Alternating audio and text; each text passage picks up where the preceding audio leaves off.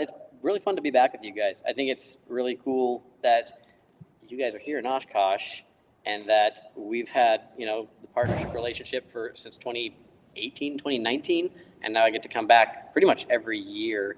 My position with Proclaim, it's really nice to be able to come back every year and represent, but it's always such a encouragement to be with you guys because I get to hear about what's going on. I mean, I follow you guys on Facebook. It's one thing seeing something, like an update on social media, but then another thing about hearing about the different trips that are going on, the VBSs, the meals, that kind of stuff. That's just like, wow. And it always just is encouraging for me as now in leadership of a smaller ministry, just how God does big things, and we can't be afraid to dream big, if you will, because God, he doesn't have all this little box that we might try to put him in, like, oh, that's too big for God. Because there's been some things when I started, I even first knew about you guys. We were in the smaller building, and then I think I visited 6 months later, and you were looking at this building and seeing what God has done. It's just, anyway, I could talk a long time about that, but it's just really cool seeing how God works in this fellowship, and that's super encouraging to me personally, seeing that every year. My wife says hello. My wife Kayla, our son Theo, and our son Ezra, and that's the reason why she's not here, was because just over a month ago she had Ezra. So yeah, it's super exciting, and it was something that when we moved to Minnesota, we weren't sure if we were going to be able to have any more kids because we had a number of miscarriages and a lot of unanswered questions, but we have Ezra, our rainbow baby, great birth, and so far it's been very good recovery. Last time with Theo, obviously, it's an incredible miracle having a baby, but it was a really hard recovery with Theo. About 3 months it was really rough. So they are home right now. I'm sending airplane videos to Theo every day, and he says, can I come next year, please? So next year, they will be here. He has made us basically promise that. So I really honestly wanted to share with you guys just some God stories, things that are going on. And for those of you that may not remember exactly what I'm doing, I just kind of wanted to recap that really quick, just so you guys kind of have a little context to work with. So the group I'm with, Proclaim Aviation Ministries. I'm branded from my head to my feet, as we should be at AirVenture.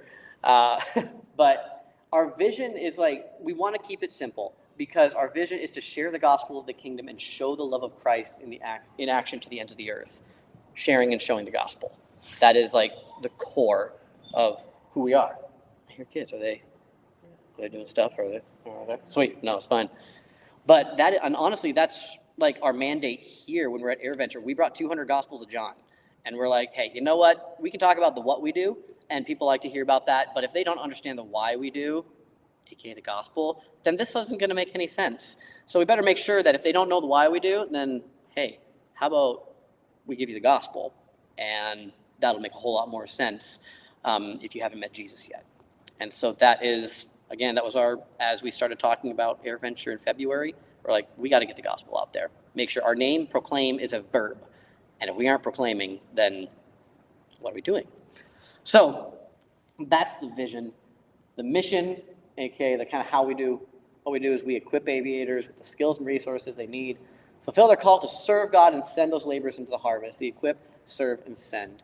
And that just kind of, there's a broad swath of what happens with that. We're preparing new pilots and mechanics to go overseas into missions. There's a lot of barriers after they graduate school to when they join a mission, and we kind of fill in that time, break down any barriers they have. And so a lot of the stories that are from tonight are about a lot of the people that I've been able to work with this last year, and just some of the things that God has done. Hey guys, how's it going? Awesome. Well, let me just pray really quick, because this is the Lord's time, and so let's just commit this to prayer. God, thank you for who you are. Thank you that you work in unexpected ways.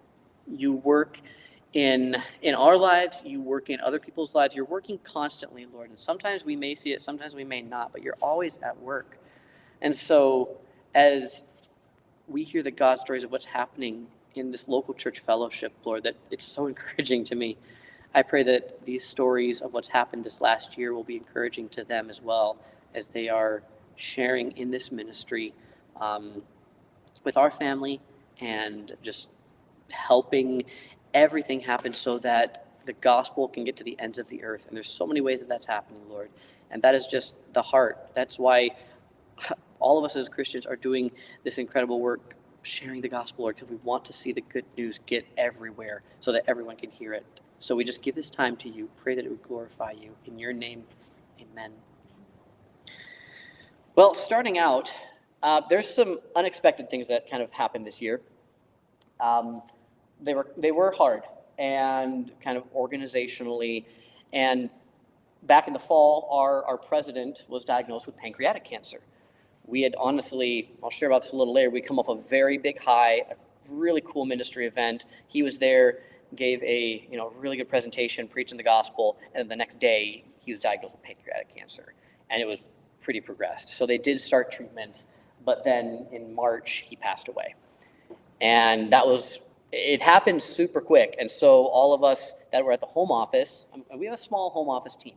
We've got my boss, who was the COO at the time. We've got our administrative lady, who's the bookkeeper.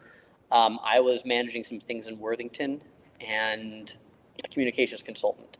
Then we have a board, obviously. So not a huge team. And so when this happened, it shook things up. And so the leadership structure changed, and I was appointed as the director of operations over the Proclaim. Basically, I went from helping guide three to four families in Worthington to now we have 38 employees across 3 states, and like, wow, I don't know how to do this. And so that was one of those things where, the Bible says through our weakness, he is made strong, he is glorified. And that is so true, because it's like literally, God, I don't know what to do. And, I can try everything that I think would work, but this is your ministry, this is your work. And so just trying to seek out those who are mature in leadership, those who are mature in Christ, and get their counsel. And God has been so good. Our team has been very graceful, and it's been a good transition. There's still so much to learn. And nonprofit tax laws, they'll put you to sleep. So that's one aspect that is not as fun. Some of the things that are fun is all the stuff that's coming up here. But God also, he brought new staff. Right when our president passed away, there was a former Proclaim family who were going to the Philippines as a helicopter pilot with, do you guys know Ethnos 360 Aviation? They were going, they were 2 months away. Their daughter was born in December, and her leg was half as long as the other. And so now they're going through a specialty children's hospital in Minneapolis to figure out what all this is going to look like. And so their home is right in Minnesota. So they came back on home assignment, and he is now serving as our chief pilot for the time being while they're here.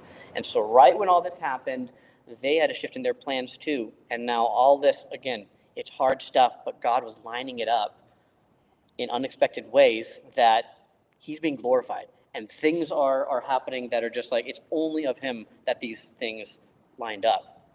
And so this last year, we've also been able to work with some incredible people. I can tell you, people that have a heart to serve, and that's all you guys here are so special. And it's so cool to interact with people who are just our life is God's, and we want to see where he leads. And so some of the guys that I got to work with this last year, one of them is the Zimmerman family. That was just literally a year ago. They joined us right after AirVenture, and I worked with Carrick for an intense 6 months. They needed some extra experience before they were able to go with JARS and serve overseas. So they moved to Minnesota, and we dug in deep. We got Carrick some extra ratings, a lot of extra experience. He started doing ministry flights for the medical side of things, and now they are assigned to Indonesia with JARS. They were just visiting last week in Worthington, and they got the call from JARS, and they said, "Hey, you guys are going to Indonesia." And it's something that's the part of my job that is the hardest is the saying goodbye, because we grow to love people. And even the Zimmermans, we grew to love them so much in 6 months. And we're like, God, we're getting these people just right when they leave. They are at the cusp of, you are you're our family, like, and then we send them out. And it's such a privilege to do that, but it's so hard because, you grow to love these people. And so we're so excited for the Zimmermans and what God's doing through them. In November, they should be in Indonesia. So phenomenal. Praise God for that. Right now at our home office, we've got two families I'm working with, Nathan and Lisa Kapitanuik. They are from France, actually. Nathan went to San Diego Christian to become a missionary aviator. He needs experience. He graduated 250 hours. He needs 500 hours. He needs to get schooled up in practical operations. And so we brought them on last August, and he has been hitting the ground hard. We got him his instructor certificate. He started taking on students, getting flight hours. Now, when we get back from AirVenture, we're going to be spooling him up in a new aircraft. He's going to start doing ministry flights. And hold that thought. After AirVenture, he's traveling to Zambia because they're getting to a point where they're deciding on which mission they're going to go with. So he's going to Zambia for 2 weeks to check out a group called Flying Mission Zambia to see, all right, is this where God would have our family? And it's a whirlwind for them, but it's been, again, getting to know them, getting to love on them, and they're loving on us. I mean, Nathan's here with us. He actually got some custard last night. He said it was amazing. And so French people who love French cuisine complimenting your food is very high because, yeah, they're very picky on their food, I found. But, yeah, one of those families it's incredible seeing what God's doing. It's going to be too soon when they're gone, but it is why we're here, because we want to see them, the barriers broken down to get them to where God will have them. And then the Shalinsky family, Josh is a maintenance specialist. He is working towards his inspector authorization, which is a 3-year experience requirement. So he's working in our shop. He's fixing all the planes that I break when I fly them. And so he's maintenance extraordinaire. Natalie has been running a social media campaign called Unreachable No More, which is an initiative to get people into mission aviation. We're losing more pilots now than we're actually getting to the field. So there's an issue. We need more people. And so Natalie's been heading that up, and she's grown the account. When she started, it was like 200 followers. She has about 9,000 followers now. They've had some of the reels, the posts just blow up and have a lot of messages out to all the missions like, hey, I want to get involved in this. We're like, okay, let's get you connected and make sure that this is an awesome ministry opportunity to serve in. So God's got a lot of great people, and I'm currently interviewing 2 new pilots that are going to be coming this next year. And so right now our full capacity is about 4 people. Because it doesn't sound like much, but when we are heavily investing with time, energy, and resources, these guys and gals, to be able to get them equipped, it's a lot. We're looking at scaling, but right now it's like 4 people takes up a lot of time. And it's fun stuff. It's busy. It's very busy. So those are some of the people that God's brought into our life, even just this last year. And we're going to send them out in the next year. So we're rejoicing in that. Last year, this was the aircraft that I was flying. Niner Hotel Quebec. It's a mouthful to say on the radio, and all the air traffic controllers don't like it. Anyway, I was flying this aircraft last year. When I shared with you guys about the ministry flying that was going on, this was the airplane we were using. Now, this video I took in the dead of winter. You can see the ice on the ground. This was for a guy that was barely mobile. And I needed to fly him from Colorado to Indiana because he had a major life shift and needed to essentially get relocated. But he couldn't sit in a car for more than an hour or 2 because of his condition.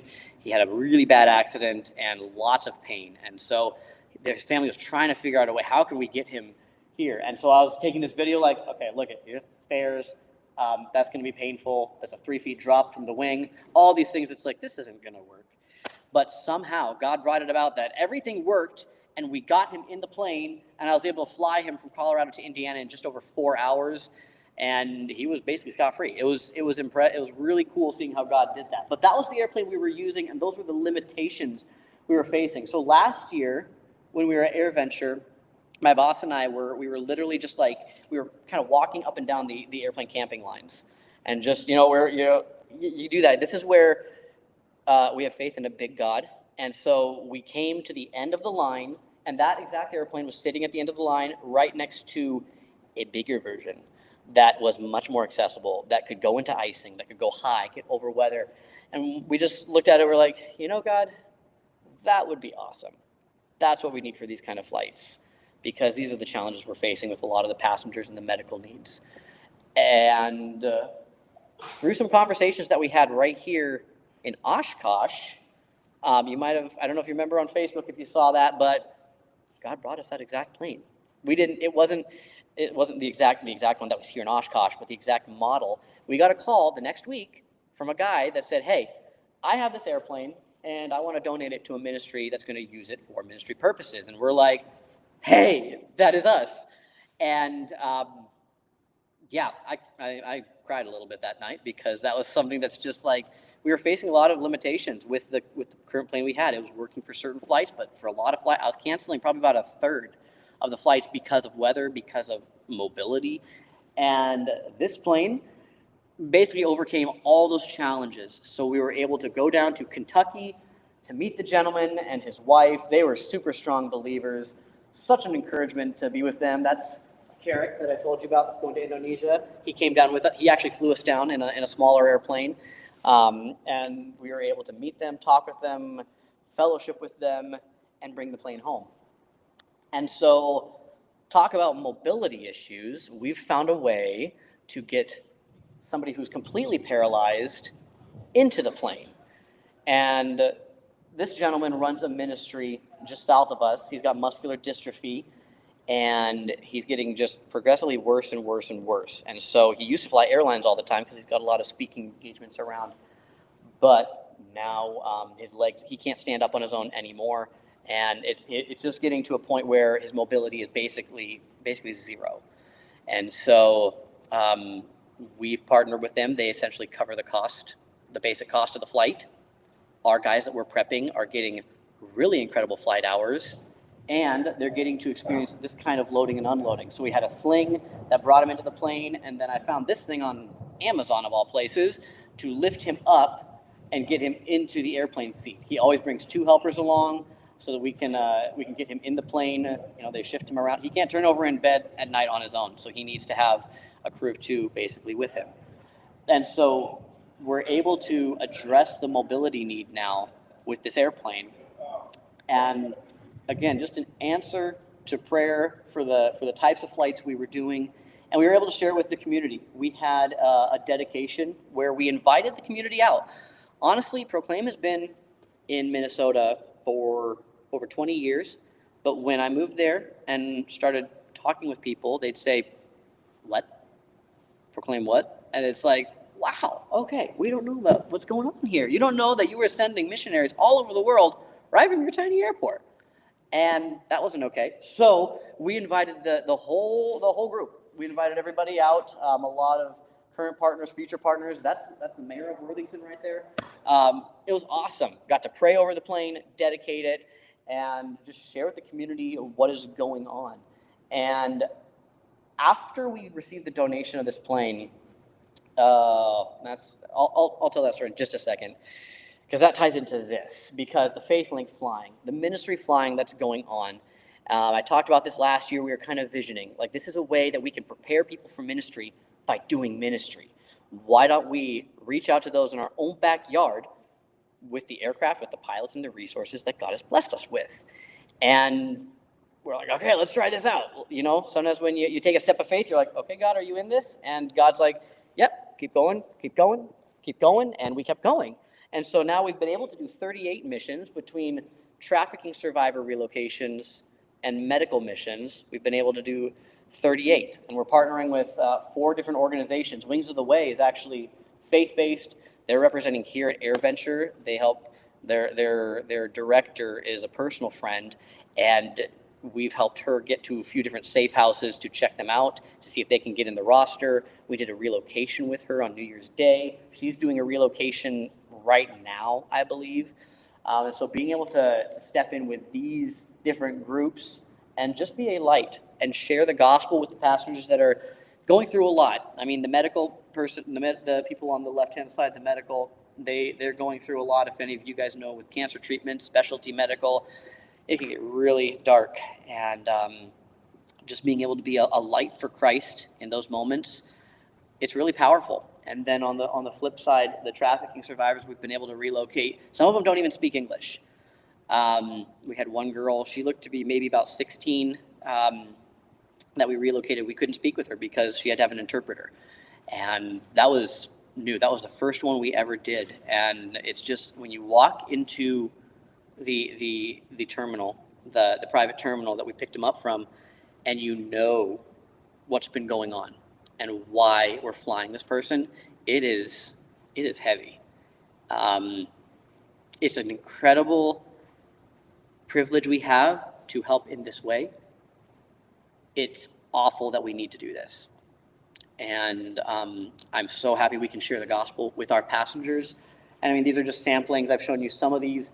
I'm not doing as many of these like on my own anymore because we're getting other pilots that are equipped to do them now. And so Carrick did, I think he did about 13 or 14 on his own. So that's why these are my pictures. I didn't have Carrick's. Carrick was, I asked him to take pictures sometimes, but he forgot. So there's that. But yeah, they're happening literally all over the Midwest. And the one flight, this is the one thing that's just like God going step by step by step, saying, this is the direction I want you to go.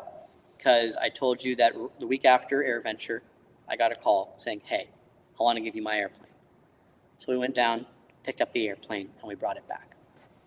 And then it was about a month later, after I got trained in the airplane, we're like, this airplane is not cheap to operate. Obviously, any airplane that's bigger is not cheaper to operate. And so we were just kind of figuring out, we have some extra funds, but some of these relocation flights, they are long. They're really long because what they want to do is they want to get the girls as far away from their handlers, their traffickers, as they can. Because sometimes the handlers will follow the girls to the airport. They will wait outside a hospital. I had one request where they said, we have a girl in a hospital right now, and the trafficker is waiting right outside the hospital, and so we're sending her with an armed guard. And so they can be long flights, aka not super cheap flights. And so we were just kind of figuring that out, like, okay, we want to start into this. How do we make this work? And I get a text when I was traveling, doing some training, from our bookkeeper, from Kim, and she says, I just got a check for $50,000, and I don't know what it's for or who it's from. And so me and my boss are like, that's very significant, and had to figure out what it was for. And it was a couple that had heard something about what was going on, and they wanted to help out. And so it was those three things: getting the plane, and then getting the donation. And then the week later, I got a call from Freedom Aviation Network that says, hey, we have 2 girls that need to get relocated in Tennessee. And I was like, oh my goodness, it's a drop down from Minnesota. But literally there's no hesitation. It's like, yeah, we can do that. We can do that. And so me and Carrick, we flew down to Tennessee and did one relocation one day, spent the night, I believe, in Mississippi, and then did the second relocation the next day, and then we're able to fly home. And so that couple that gave that donation is covered essentially the ministry flights for last year and for this year. And it's, again, that's the thing where we have a big God, and sometimes he's like, all right, I'm going to give you one step at a time. And I wasn't able to get, obviously, many pictures from this flight. We try to be careful how we do pictures, but this is on the way home in the airplane at 25,000 feet. Just beautiful, absolutely beautiful. And it was a great time talking with Carrick about his heart. A lot of these flights, honestly, through my position, I get to know these guys very well. And it's really cool hearing their God stories, hearing what God's doing, and hearing how they're impacted by these flights. Because all they've been doing has been training and training and training. And when I was done with training, I was sick of flying. I didn't want to fly again. I was like, this is too much. And so be able to put these skills to use in such a way as this, it really keeps that fire going of, I want to serve. I want to use this skill, this talent to serve the Lord. And any survivor that we fly has an advocate that comes along, somebody who accompanies them, because some of the survivors, again, they don't speak English, so the advocate serves as a translator. Some of the survivors obviously are just not in a good mental state. They've been through a lot, and yeah, they're not in a state to travel alone in any way, shape, or form. So this is what the advocate sent the day after we got back. The day after we landed, she said this. She said, "I just want to send you both a note expressing gratitude for your time and talent. I'm so grateful for the flight, but more so for your service and obedience and prayers. While on the flight, the client told me that the Spirit of God was apparent in the two pilots, and she teared up and was reminded of the Lord's presence throughout everything. Thank you for all you do, and please share this with those who also worked or work behind the scenes." And I always like to say I don't share this as a like, oh, look at us, good job, but it's something because she said share this with those who also worked or work behind the scenes, and that's you guys. Because of your guys' support, because of your prayers, this was able to happen. And I don't say that lightly. I mean, our family, we support missionaries too, and sharing in the ministry, it is a responsibility. Like, it's not something that's just like, oh yeah, gone. It's something that you guys are involved in, and it's been an incredible privilege to share in that with you guys. And so that's why I wanted to share this, because she's also saying thank you to you guys as well. So I want to say thank you to you as well. One of the other relocations we did, see the faces blacked out right here, but this one was New Year's Day, and it was a Wings of the Way flight. And this one, the director called me December 30th, and she's like, "We've got a really unique situation here. We have a woman who was in very high-profile trafficking, a lot of airports, airport terminals, and so she can't get a commercial flight to a safe house. They try to use general aviation as kind of the last resort because obviously it's expensive, and so if they can do a commercial flight with an advocate, they will. This one was not able to do that, and so Liz was like, "Is there any way on New Year's Day you can make that happen?" And I was like, "Yep." And so the other family I showed you, Nathan, he came with me that day, and we were able to go basically from here. We went to the East Coast from Minnesota, went to the central United States, and then back to Minnesota, all in one day. It was a really long day.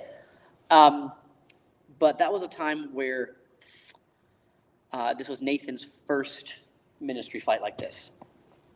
And we had a maintenance issue at our fuel stop. I won't go into that because that's a story for another time. But that was a 3-hour delay. And while we had that 3-hour delay, we were able to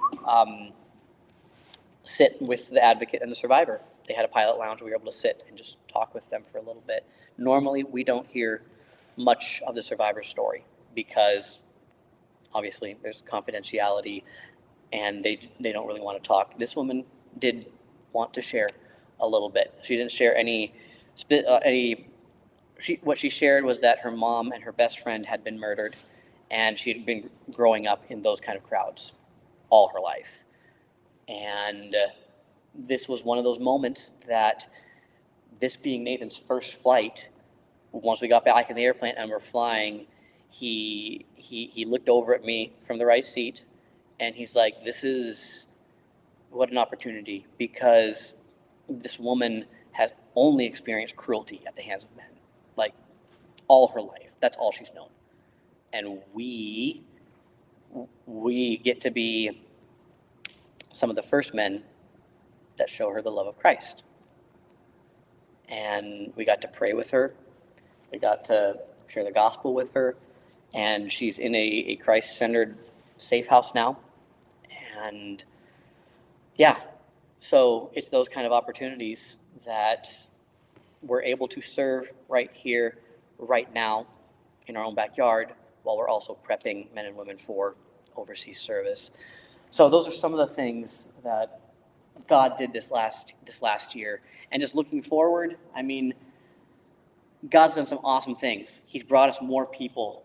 And the need for the pilot mechanic preparation that we're doing, it's just only growing. We've been at, our conferences that all the missions come together, and they're like, we need more things like this, because people are leaving mission aviation once they graduate. They're not they're not staying the track. And so we need more groups like this to make this happen.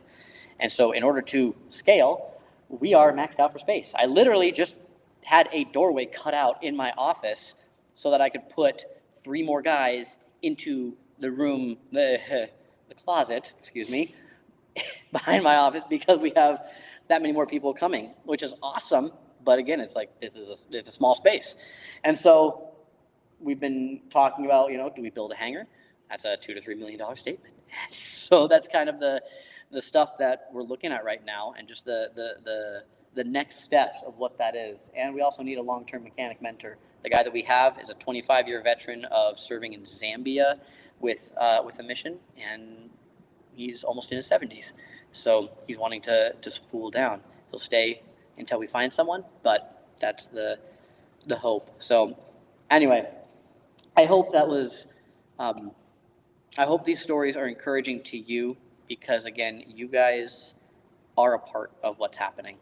And you have been, I've known you guys since before I was married, since before I met my wife. I've known you guys longer than I've known my wife. That's a weird thought. But we are partners in the gospel. And so our family prays for you guys as you serve so faithfully. And we are so thankful for your prayers.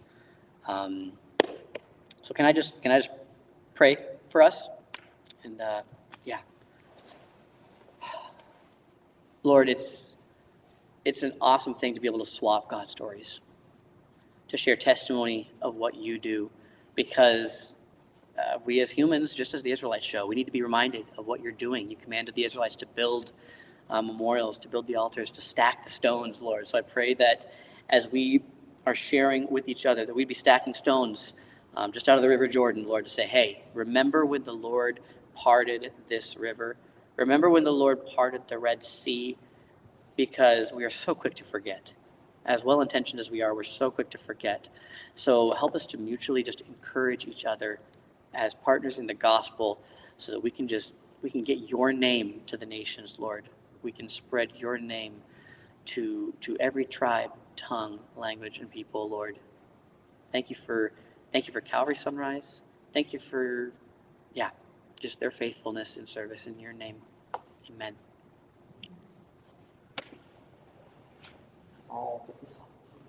We normally go till 8. 8? So you can share another story. I could share another story? Well, that sounds good. I could share with you a little bit more about that main stuff. If you guys would like to hear that. Or if anybody has any questions. Yeah. I guess I was curious. So the new plane. Yes. What is its cost per hour? $500 an hour. 500. Yep, and that is, those planes, if you were to, commercial operator would be about $1,000 an hour. We do our own maintenance, and so we can cut that cost way down because we're not paying for labor. And the FBO that we're at gives us a screaming deal on fuel. They give us fuel at cost. And so, Is that today? no, it's not. It's a recip. And so this plane is it's an incredible plane. It does have a time life on it because it's older. The parts are not as available. And so there's going to be a time where we need to replace a part, and it's not available anymore. So we're going to fly the pants off that thing. And I'm excited to fly some more. But yeah, we're constantly just seeking the Lord about how he's going to provide the parts, how he provides for the fuel, and all that. The other plan, you still have that console, or did Yep. you? That one is actually, yeah, and so that's kind of like, we have the planes leveling up. Last year we had 1 plane, this year we actually have 3 planes. So we also got a small single engine that we use for training. So the new guys that come through need to get their instructor certificate. And now we have a plane that we can do that in. It was based out in Washington for a while, and they didn't need it anymore, so they brought it here right before we left for Oshkosh last year. And we put it into use. We've been just flying that thing nonstop the last few months as well.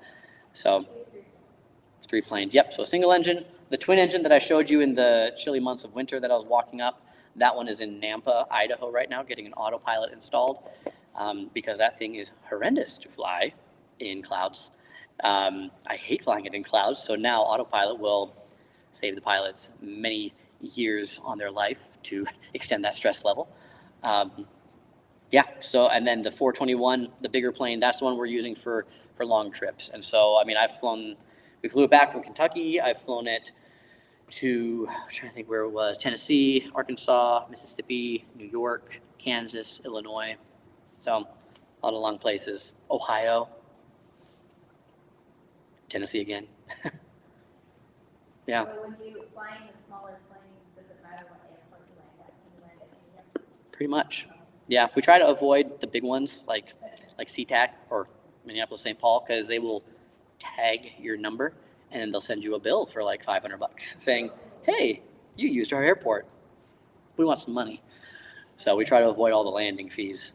And usually, if we're doing one of these flights, we land at a place that is, a nicer airport. Usually they have fees, but I'm like, "Hey, this is what we're doing," and they waive all the fees. So it's nice because we know the corporate aviation model. We help out in corporate flights sometimes. That's how we make some of the money back for Proclaim. If I will bring a Proclaim guy with me on a corporate flight, I'll do that maybe once every month or once every other month if I'm a backup to a backup pilot. And the contract fee is paid to Proclaim, and that goes back into called the Faith Link Fund to let that happen. So we know the corporate system. And therefore, when we have passengers like this, we know what things are available to usually the high profile clients. And we're like, "Hey, this person needs a free car to go to wherever they need to go. So we are going to get the airport car and we're going to take them where they need to go. They need facilities, they need amenities." And so it's nice to be able to know about those services and put those services to use for somebody who will truly need it. So then are the smaller airports in friendlier, like, for instance, like you probably land in Oshkosh and not like in Milwaukee or something? Right. I actually last week I flew to Appleton, Okay. of all places. Yeah, that was fun. We actually flew this plane to Appleton with the guy that was in the wheelchair. So, yeah, it is. It's a nice place. Took a nap we left early in the morning, and so I took a nap while he was doing his stuff, and then we loaded back up and went back home.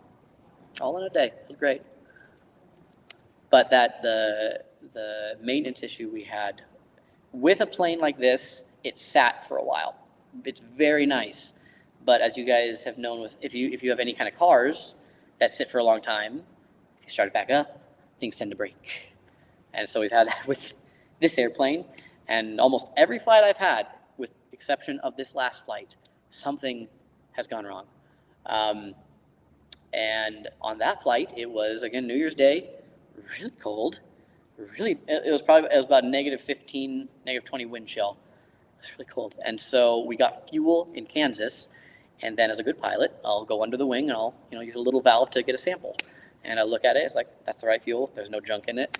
But the spring-loaded valve that I was trying to get fuel from decided it wanted to stick that day. And so I used my little cup, and I was like, got my fuel, and then it just kept coming. And I'm like, well, my cup is good for 3 ounces, and so 3 ounces is gone. So I ran inside I was just in a little sweater. I'm like, "Do you guys have a bucket?" And they're like, "What's going on?" I'm like, "My airplane's dumping fuel." So they gave me a bucket, and I put it under there, and in about a minute it was filled. And I was like, well, that's not good. And so, they're like, when you have fuel in -20-degree wind, I'm like, my finger is about to fall off. So I had gloves on. My co-pilot Nathan had gloves on. We were drenched in fuel. It was absolutely terrible. And so the airport calls the fire department, the fire truck. You know those big airport fire trucks? They come out and I'm like, "What are you gonna do?" They're just like, "We're gonna watch you." And they sat in their truck, just like, "Okay, if there's a flame up, we'll be here, but turn the heat on." And so me and Nathan are just out there like, what in the world do we do? Because I had my Leatherman, and I was just like jamming it up into that little valve, because usually if you give it a little bump, it'll close, and it didn't. It actually made it worse. And so after we dumped 30 gallons of avgas, because I just fueled up. They asked me, like, "How much fuel do you have in? Is it gonna run empty soon?" I'm like, "Yeah, literally just filled me up." So we have a lot of gas to go. They keep bringing buckets. We had a barrel, and actually I actually have a picture of it that, well, I'm sure that I can just pull that up. But they brought a barrel, and they were like, "We don't know what to do." I was like, "Well, nice, because I don't either. Anyway, my co-pilot, he's a very, being from France, he's very quick-witted, quick-minded. I don't know if that has anything to do with it, but we like to, he goads one guy from being from England, so we goad him from being from France. Anyway, but he's like, we have a care package. Our passengers usually always have a care package that churches assemble. He's like, in that care package is an earplug. And so he took the earplug and went and just shoved it up there, and the earplug held. And we're like, oh, we can't take off like this, because foam earplug in the wind at 200 miles an hour is not good. So anyway, like I said, it took about 3 hours. They called a mobile mechanic, and the guy's like, it's New Year's Day, guys. We're like, yeah, here's what's going on. So we kind of told them we had to be very discreet about what we were saying about the flight, but we're like, we need to get this done. So he came out, and he helped us figure out what was going on, and he got it fixed. We could have done it if we had the tools. They didn't want to loan us the tools. We're both mechanics, and they're like, no, you don't get tools. You got to bring our mechanic out. Of course we can. So let me see here, 2850. So no, so that's what it looked like, and that's all of like the fuel spill stuff.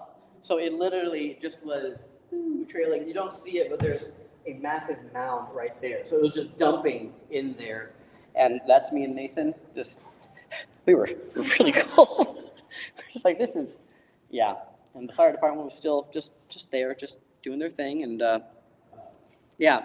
But anyway, that was the time that we were able to sit down and talk with a survivor, and just like, she started panicking because she says, I can't go to a commercial airport. I can't get on a commercial flight because they're going to find me. And we're like, God's got it.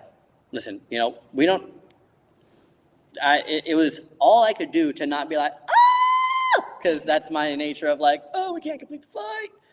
But I was like, okay. I called my wife, and she's like, I'll pray. God's got it. I was like, okay. And so we just sat down and talked. And it was honestly one of those God moments where you're like, okay, God brought a delay in here. I don't necessarily know why, but he did.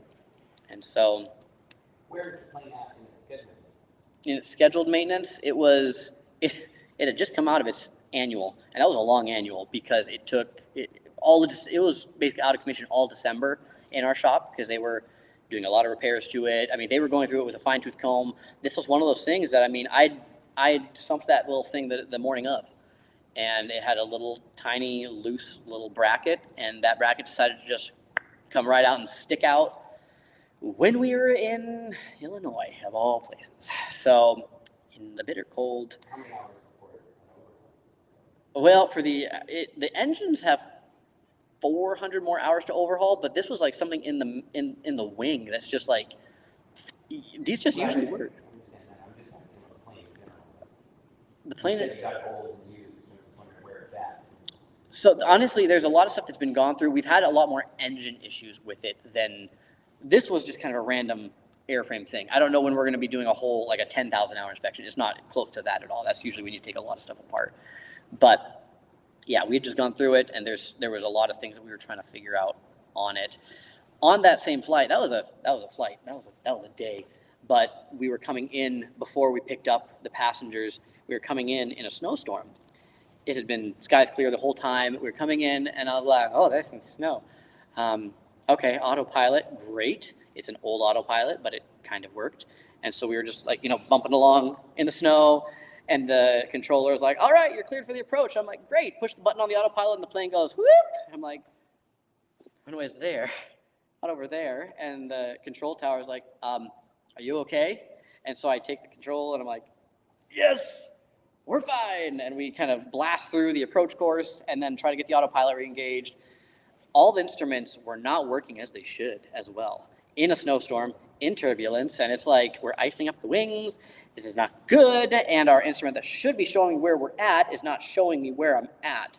And so we were literally flying blind, and that's the first time, and I hope the last, that'll ever happen, because I was like, this is the only time I wish I was on the ground instead of being in the air. And my co-pilot's like, Nathan, this is his first time in the plane. He's just like, good job. And I was like, thanks, Nathan. But anyway, praise God, we popped out of the clouds, and it wasn't to the minimums, and we landed fine, but that prompted some more instrument work. So that where Nathan had a connection with a shop in California, of all places, they gave us a massive discount on work. So I got to fly the plane from Worthington, that's another place I've flown it, to California, and they added a bunch of new instruments to it. They took out a bunch of old stuff, and they're like, what was this person thinking when they put these in? I'm like, I don't know, because it didn't work. And now it works. So got to do test flights, and when I flew to Appleton, that was the first flight that I was actually in the clouds on an approach, and I'm like, please Lord, help this work. Push the button, and I'm like, it works. So they didn't upgrade the autopilot. They upgraded the navigation instruments because we had these two like little tiny yellow needles that they should be dead center. And while we were on that approach in New York, they were going like that. I'm like, well, that doesn't help at all. So yeah, it was interesting, but God kept us safe, and yeah. So there's been a lot of fun experiences in that plane. Not all that I want to repeat, but I know they all have a purpose. And the flights that we're hoping to do coming up here, we're going to fly the guy that's in the wheelchair again back to Wisconsin in August, and then we're going to be talking with Freedom Aviation Network and Wings of the Way to help with some more relocations. We were on call when the sports is not my thing. I apologize. Was it the NFL draft that was here? NFL draft. Thank you. There was, we were on call with Wings of the Way because they had sting operations going all throughout that event, where that's a major hub for trafficking apparently. And so the director of Wings of the Way it was in Milwaukee. Was that where it was at? Or where? It was in, of course, football, Green Bay. It was in Green Bay, and so she was talking with me and a few other pilots and just being like, all right, tonight we've got a sting operation going on. They're going in undercover. We didn't end up having to fly because they rescued, I think, 10, 12 girls, but they all had warrants for arrest, and so they had to be processed through the system there. But they also arrested 9 traffickers from that. And so it's this kind of ministry with relocating trafficking survivors. It is very new. It's only been in the last few years that's like started to gain awareness or seeing the necessity of it. And so there's a lot of things that are just kind of like, okay, how do we do this? And so with Wings of the Way, I've been working with Liz, the director, to figure out how do these things work, because there's times where I've gotten calls from organizations that are like, what you're doing by doing these flights is illegal. I'm like, excuse me? So we've had to work through that of like, okay, in the legality stance, what we're doing is completely legal. There is, if you look at it on the surface view, it's like, that might be odd, but we have all the backing to show this is a completely legal and above board operation. And so that's where there's a lot of confusion of like, they call it charitable benefit flying. And that's a buzzword with the FAA, because if you're doing charitable benefit flying, it's like, wait a minute, are you following these specific laws and guidelines? And if you're not, or if there's something that's a little different that's not explained exactly by the FAA, they're like, who are you? What do you want? What are you doing? So we've had to explore that. I've talked with 2 representatives of the FAA. I've talked with three aviation lawyers. I've talked with a lawyer who's represented the FAA, and just trying to hash all this out so that we can do it. That's the thing. If there's a barrier, it's like there's a way to get either around, over, or through it. And sometimes we just got to think outside of this box that is there. Because again, sometimes I'll think we can't do it. And we actually shut down this kind of flying for 4 months one time because I didn't know how to justify what we were doing when somebody called. And it's like, if we can't do it above board, we can't do it right now. And those 4 months, it was really hard, but God brought it about, and we were able to figure out this is how we can do this in a legal manner. So compensation with pilots it's a funky thing. So I could do a whole lecture on aviation law, and I would put you all to sleep. So if you guys need some help sleeping tonight, I can start that. But I don't think you would like that. So it's exciting to see some new pilots come on board and this next year. So we're kind of ramping up for another busy year. We have a lot of trips going on too. Part of what we do with the guys and gals in Minnesota is we want them to experience what it's like, overseas, so they can make a decision of where they're going. And so like Nathan going to Zambia, we have my boss is going to Peru. Our family is looking to start doing some more regular travels overseas, because as we're prepping guys and gals for overseas ministry, it's good for us to know what's going on over there so we can accurately and adequately prepare them for what they're going to face. So we're planning a trip to Indonesia where we can visit some former proclaimers, get their stories, and just say, where are you at? What's God done since you were with us? And then I can ride along on a bunch of the flights and say, okay, what are you looking for? Because there are a lot of people that come into mission aviation from all different walks of life, and their big question is, who are you looking for and what do you want from me? And sometimes that's not a very clear answer. And so I want to be able to, as we run guys and gals through this program through 2 years, say, okay, here's what it's like, and here's what they're looking for. Any other questions on all this stuff? There's a lot of technicals I shared, so yeah, Nate. Yes, we don't do charter. That's one of the buzzwords. We're like hiss. So we don't do charter flights. We do dry leases. So when Proclaim was founded, the founders started a business, which is called an FBO, which provides flight instruction, maintenance services, fuel, that kind of stuff. And then they use that as a vehicle for missionary pilots to get experience, get flight hours and all that stuff. And it's been growing over 20 years that it's existed, and so now the FBO manages some very nice airplanes. If you guys know airplanes, it's 2 Pilatus PC-12s, a King Air 200, and a Citation II, a jet. Very nice airplanes. And so we essentially me and my chief pilot act as contract pilots. So the co-founder of Proclaim is the one who does those flights mainly, and whenever he has an open flight, he'll bring a Proclaimer along so they can log the experience, they can get turbine time. These aircraft have specific engines that they use overseas, and the experience in those engines is so valuable because they're not usually able to get that before they head overseas. And so we're able to help out with that. And me and my chief pilot, like I said, we're doing maybe 1 or 2 of these flights a month between both of us.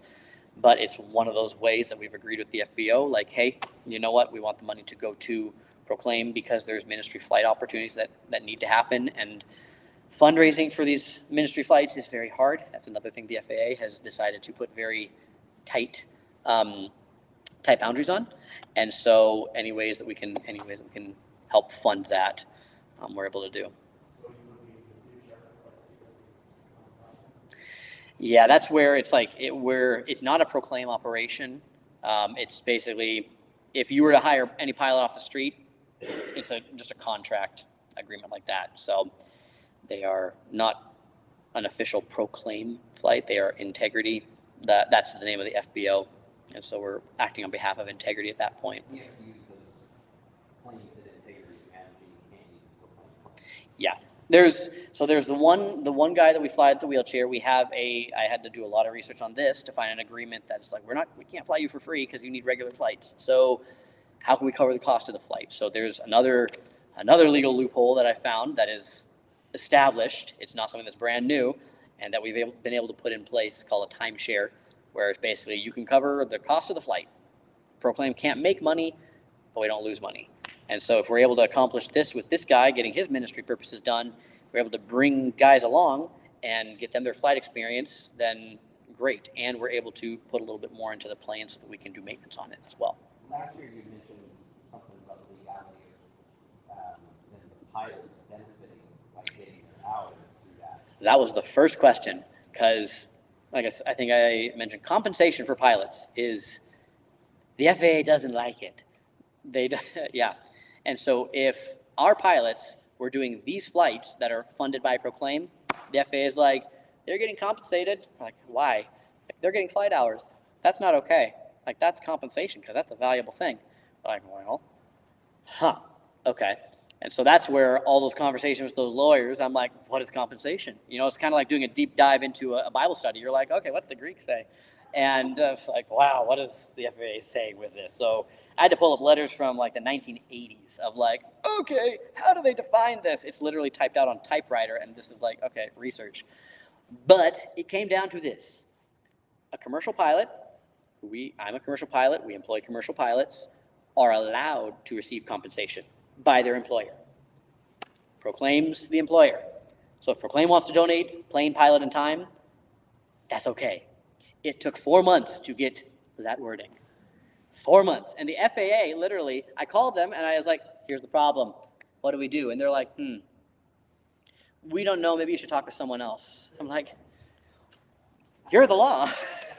How do we figure this out? So, no, it doesn't work for private pilots, and that's where it's like, okay, we have a very specific niche that's like, okay, this only works in this context. Like if you tried to do it in any other context, it wouldn't work. I literally on Monday, Liz from Wings of the Way called me over to a table and was like, here's a lady who's an attorney, who's a private pilot, and she wants to know the legality of this. And I'm like, oh yeah, this is what we found. And just like being able to find a model that this works, it's been very helpful for Wings of the Way to figure out how do they do these relocations in a legal manner and how do they stay in the FAA's good graces. And I mean, ultimately, we want to figure out how do we replicate this model, because we can't take all the pilots and mechanics that need experience. So how can we get this down to such a science that we can say, all right, if God brings the right person, let's plant. Let's do it somewhere else. Yeah. Can could Wings of the Way also do a dry lease with integrity as well? We've talked about that. The biggest thing with that is all those organizations that I shared are charitable benefit organizations. The FAA has tied their hands, saying you cannot have any employees or aircraft in your employ and fly these people, because then you are an airline. So all you can do is receive requests and then farm those out to volunteer pilots. That's what your purview is. You can't do anything more. You can't hire a charter or do a dry lease. They can't do that. If it's under Wings of the Way, they can't. If there's a charter company that's like, hey, we want to donate some time, then that's okay. But it can't be Wings of the Way paying for it. It can't be them doing the flight at all. It can't be an employee of Wings of the Way being covered. You know, Wings of the Way can't pay for the flight for their own employees to do that. So again, it's when you get into the FAA, it just really, you go down a deep, deep, deep rabbit hole. And yeah, I think we probably went deeper down the rabbit hole than Alice through the looking glass. So it's kind of a lot of research that has to go into it. And I'm still looking into research because we have there's a new paradigm now with our chief pilot and his daughter, and the limb lengthening that has to happen, or the surgery for prosthetics that needs to happen. It's opened up a whole new realm that we're aware of kids with special needs in our area that need to go to the Minneapolis Children's Hospital regularly, monthly or twice a month or whatever it may be. And it's like, can we find a way to transport these families back and forth for, whatever it would cost them to drive, or even less, something like that. Or can we just, so that's kind of what we're starting to figure out. Is there a way that we can help those ride in our own town and with these specific needs that are regular? So, I mean, we can have them as regular flights that are going to and from Minneapolis for this reason. And our guys can get the experience in it, and they can build all that time. And that's a whole other realm of the FAA too, because they're like, all right, you're doing this on your own. You're not using one of these groups, so now you are your own airline. Okay, more research that has to come. So I've been calling different groups, different mission groups, saying, how do you fly? What do you guys fly? Yeah, it takes time, but once we figure out that solution, it's always a huge celebration, because it's like, okay, this can work, and God will give us one step at a time. Oh my gosh, don't even get me started on insurance. There's a reason why all the mission groups that are here at AirVenture became self-insured. We all banded together probably about 15, 20 years ago, and they're like, insurance is too high, and we need something else. So there was a group called Mission Safety International that says, let's fix that. And they started an insurance plan that all of us pay into, and it's the mission rate. And so we get to decide what our pilots' requirements are to fly. The insurance rates are literally probably about half of what we would be paying with anything else. And so there's a lot of ways that we're all working together because we want to see the gospel go. And we know that if we don't work together, then, what good is that? So, yes, insurance is a pain. I have a very special place in my heart for insurance. Anything else? What's like I said, a lot of technical stuff, so your mind can kind of go, but my lottery? That's a good question. You can take it up with the Lord. I mean, I haven't been buying scratch tickets. I don't know if that's a lack of faith or just thank you. I was thinking lottery. I was like, wow, that's an interesting aspect. Maybe that's a fundraising avenue I haven't explored yet. I don't know how that would go over with partners, but sorry, law degree. Thank you, Clint. I don't know. I've looked into like, okay, should I get a master's in aviation law, because this is something that is like, I mean, other missions are facing this when they have U.S. registered aircraft overseas. They're under the same laws. And to be able to do that, I mean, the nationals over anywhere else, for any of you guys that have traveled to any other countries, you know, a lot of them, they can't barter enough chickens to pay for a gallon of gas. So I was like, okay, how do we cover these flights? So it's a constant battle. And with laws changing, there's always things that are just like, okay, we need to come up with something new, because then the FAA decides to change their mind on something, or they put out a letter of interpretation that's like, oh, you know what? Actually, you can't do that, by the way. So. Does JARS do it on that by registering planes in Indonesia? Yep. That's one of the ways. My friend he flies with MAF in Indonesia, and part of my research is like, how do you fly like this? Their planes are registered in Indonesia. They have a good relationship with the government, and they said, we talked to the government. They say, we can't accept payments directly, but if all the payments go through a church and then just get routed to us, then we can do it. I'm like, that would be nice. If we did that here, that's called laundering money, according to the FAA. And so we can't do that. Because in Indonesia, I think JARS, like 80% of their flights are chartered. Yep. Yeah, and that's the thing where they're like, they've got all that set up. MAF and JARS also have what's called a Part 135 certificate in some operations that are U.S. registered. And so that is the certificate, the golden ticket to say, here's payment for the flight. So we bounced around with that idea. It's a very big commitment, because it's a high dollar maintenance cost. Our pilots have to have a certain level of experience, which we don't currently, so we'd have to figure out how to do that. So like I said, there's a solution to all of this. It might be getting that certificate one day. It may not. I'm still talking, whenever we come here, we actually, we were walking around the other day, we went to the FAA booth, and I was like, try not to, incriminate us with anything, because depending on what you say with the FAA, they could take it one way, but I was like, okay, suppose we want to do this. How do we do it? And the guy's like, you can't. Okay. Well, I guess I'll start looking online again, because when the FAA, what I found is they have to be very careful what they say, because of liability, and because if they say something that they think personally and that it doesn't align up with what the FAA has said previously, then that really bites them in the butt. And so talking with them is very, we usually get more no's. And so we have to be careful what we ask, because if we ask it and the FAA says an official no, then we're kind of hosed. But if we can find something that is creative and basically say, all right, here is our research, here's what we found, and pretty please, then they're much more likely to say, okay, that looks good. Now, what else? Anything else that comes up? What about you guys? What's been some other oh, you got some? Yeah, please. There's no minor questions. Earlier you mentioned that there was a day when you started in Minnesota through the East Coast, came back to Central America. That would be cool. Midwest. Airplanes, man, they're really cool.